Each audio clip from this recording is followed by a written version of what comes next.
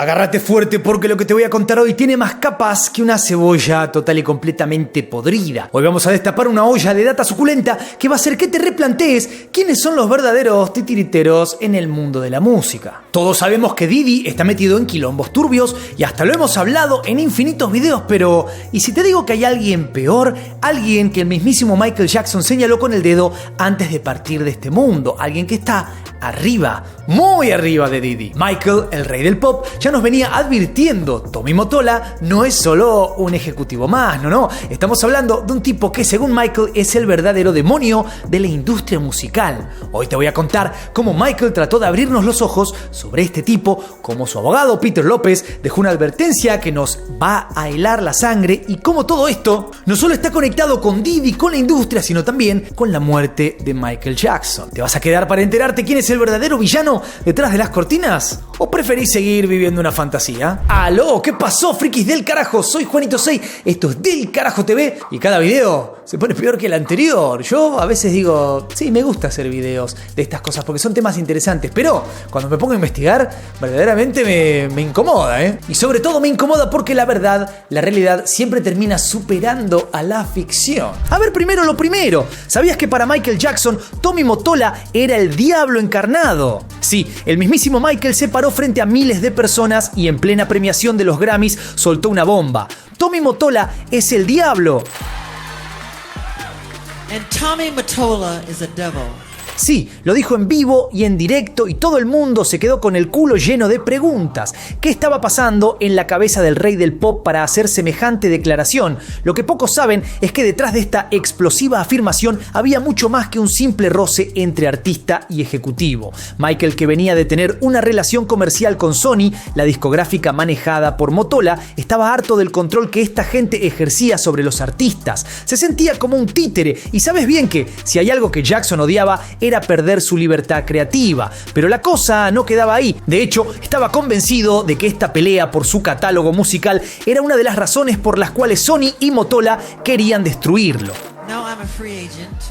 So I'm leaving Sony a free agent. The way they get revenge is to try and destroy my album.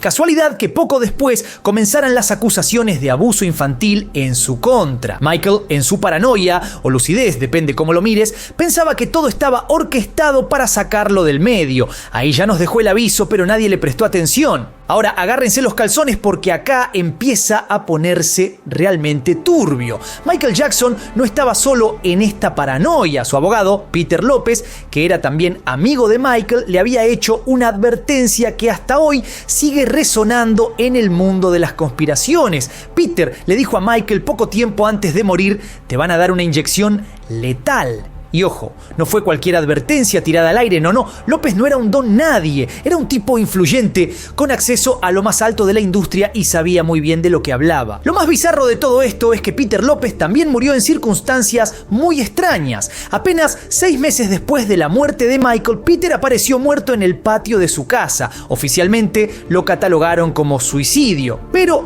¿vos realmente te crees esa versión? Yo no. El abogado de Michael Jackson, que había tirado la bomba de la inyección letal, fue eliminado poco después de que Michael recibiera esa misma inyección de Propofol que le terminó costando la vida. Demasiado casual, ¿no? Y acá no termina. Peter había sido claro, Michael estaba paranoico porque creía que Sony y Mottola lo querían muerto. Lo que en su momento parecía un delirio, hoy tiene pinta de haber sido una advertencia clara que simplemente ignoramos. ¿Quién tenía algo que ganar con la muerte de Michael Jackson? Sony, que estaba desesperada por quedarse con su catálogo musical. Mottola, que era el tipo que movía los hilos, y Michael, una estrella inmensa, ya estaba muy debilitado por el desgaste mediático y los problemas legales que parecían brotar de la nada. Todo empieza a tener mucho más sentido, ¿no? Y si creías que esto se acababa en Michael Jackson, ponete bien cómodo porque este video recién empieza. Ahora te voy a contar un poco más de Tommy Mottola. Este tipo no solamente era un ejecutivo exitoso de los 90, Tommy Mottola era el titiritero supremo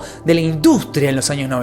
Y cuando digo titiritero, no es una forma de decir una expresión, estoy hablando de lo que era el tipo. No solo manejaba las carreras de los artistas, sino que controlaba un montón de aspectos de sus vidas. Vos podés pensar que un artista o alguno de esos que vos seguís o has seguido tiene dinero, fama, felicidad, tiene todo, es perfecto. Bueno, para nada. Lo único que tienen es una vida controladísima por Tommy Mottola. Porque si él era un titiritero, los artistas eran marionetas. Este tipo tenía en sus manos no solo el destino de artistas como Mariah Carey, sino también de la música pop entera. Desde Sony, Mottola podía decidir quién triunfaba y quién caía. Y si te atrevías a desobedecerlo, olvídate, estaba frito. Era como si la carrera de los artistas fuera un videojuego y él fuera el único con el joystick en la mano. Tenía la habilidad de destruir álbumes, boicotear lanzamientos y hasta manipular la prensa para arruinar reputaciones. ¿Te suena? Porque a mí me recuerda un poco a lo que le pasó a Michael Jackson cuando lo empezó a denunciar. Por eso, cuando Michael se liberó de Sony y Mottola, lo primero que hizo fue salir a decirle al mundo quién era este tipo. Lo mismo le pasó a Mariah Carey, pero ya vamos a llegar a eso. Lo importante acá es que Mottola no era simplemente un ejecutivo haciendo su trabajo, era un tipo que disfrutaba del control absoluto sobre sus artistas. Y eso es lo que más miedo da, porque una cosa es ser un capo de la música, pero otra muy distinta es disfrutar viendo cómo se desmorona la vida de alguien porque te desafió. Eso, amigos míos, es un nivel de maldad de otro planeta. Y ahora sí, la reina de las víctimas de Mottola, Mariah Carey, la cantante que rompió récords que todos amamos por All I Want for Christmas Is You, vivió en una cárcel de lujo. Sí, tal como lo escuchás, cuando se casó con Tommy Mottola, no solo estaba atando su carrera a Sony, también estaba encadenando su vida a un tipo que la iba a controlar hasta los huesos. La historia es tristísima y turbia a la vez. Mottola la aisló de todo el mundo, y no exagero cuando digo aisló. La mandó a vivir a una mansión que ella misma apodó Sing Sing, el mismo nombre de una cárcel de máxima seguridad en Nueva York. ¿Te imaginas vivir en un lugar donde tenés cámaras en cada rincón de tu casa, donde no podés moverte sin que alguien te esté vigilando? Bueno, eso era el día a día de Mariah. Tommy la vigilaba 24/7 con un equipo de guardias y cámaras que controlaban cada paso que daba. ¿Y por qué? Simple, para asegurarse de que nunca se le escapara de las manos. Mottola la veía como su gallina de los huevos de oro, la cantante que le iba a llenar los bolsillos a él y a Sony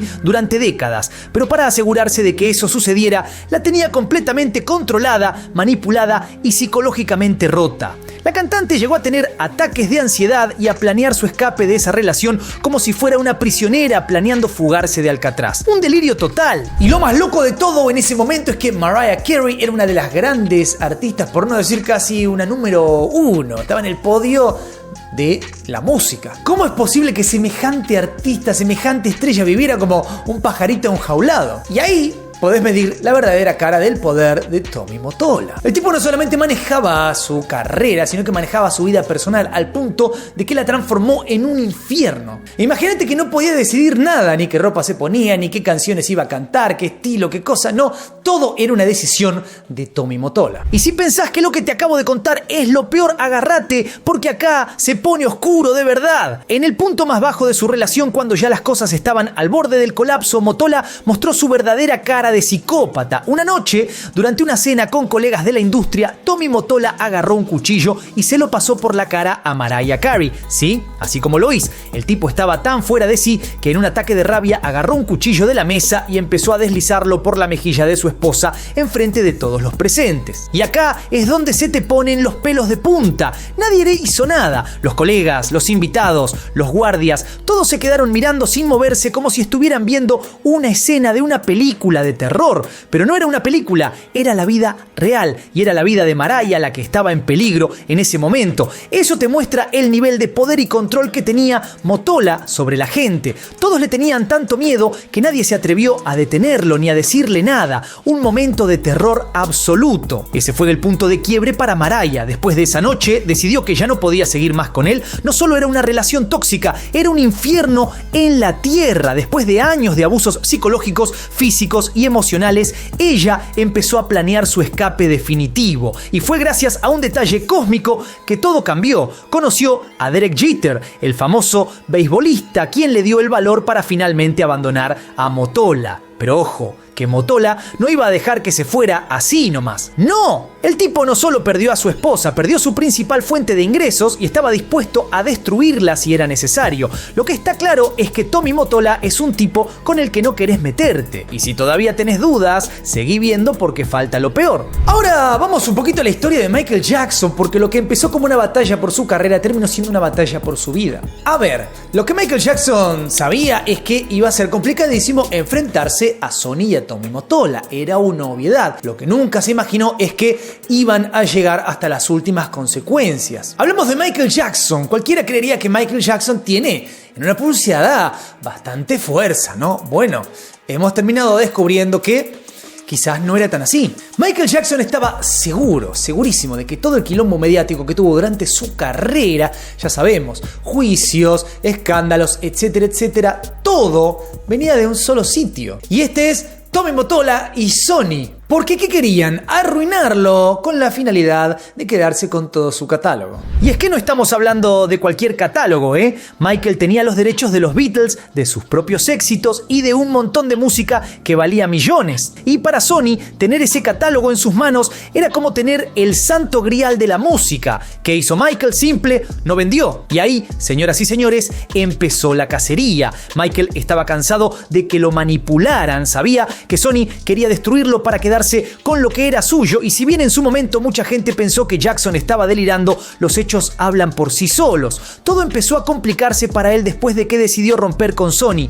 La prensa lo destrozaba, las acusaciones llovían y los juicios parecían no terminar nunca. ¿Coincidencia o estrategia? Jackson estaba convencido de que todo estaba armado. Según él, las acusaciones de abuso infantil fueron parte de un plan para forzarlo a vender su catálogo y hundir su carrera. Un juicio tras otro lo fue desgastando, no solo físicamente, sino emocionalmente. Michael era un hombre destruido y es ahí donde empiezan a sonar las campanas de alerta. El tipo empezó a temer por su vida, creía que lo iban a matar y lamentablemente su paranoia no estaba tan fuera de lugar. Todos vimos cómo terminó esta historia. La pregunta es, ¿fue realmente una conspiración? Y ahora llegamos al momento donde tenemos que tratar de hacer un pequeño paralelismo y entender, ¿es Tommy Mottola peor que Diddy? ¿Cómo se relacionan estos dos personajes nefastos y siniestros? Porque claro, ahora todo el mundo habla de Diddy, pero ¿qué tal si hay alguien más arriba de Diddy? Por un lado tenés a Diddy, un tipo que se mueve en las sombras con escándalos de violencia, acusaciones que lo señalan como el culpable de la muerte de Kim Porter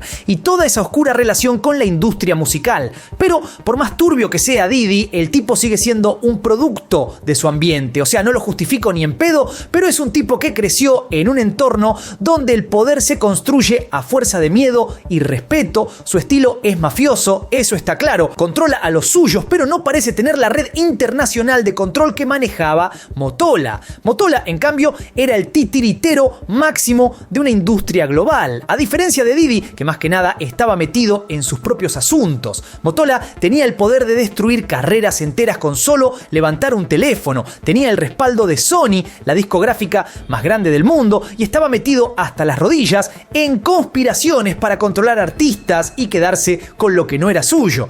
Ojo, Diddy es capaz de hacer cosas turbias, pero Mottola jugaba en otra liga, la liga de los ejecutivos que manejan fortunas y deciden quién se mantiene y quién se cae. Diddy tal vez haya sido responsable de un par de muertes, según las acusaciones, pero Mottola fue capaz de destruir vidas enteras sin ensuciarse las manos. Eso es poder a otro nivel. Al final, lo que queda claro es que ambos son villanos, pero mientras Diddy es un tipo turbio con más calle, Mottola es el capo máximo, el que mueve los hilos desde la torre más alta y no le importa a quién aplasta para conseguir lo que quiere. ¿Es peor? Yo diría que sí, porque el tipo juega con la vida de la gente como si fueran piezas de ajedrez y lo hace desde un lugar de impunidad absoluta. Y ahora la pregunta sigue en el aire. ¿Mottola se redimió o sigue siendo el mismo demonio que Michael y Mariah denunciaron? Bueno, si te fijas en su vida actual, parece que el tipo está viviendo la buena vida. Casado con Thalía desde hace años, con 2 hijos, Mottola parece haber dejado atrás toda esa imagen oscura de los 90.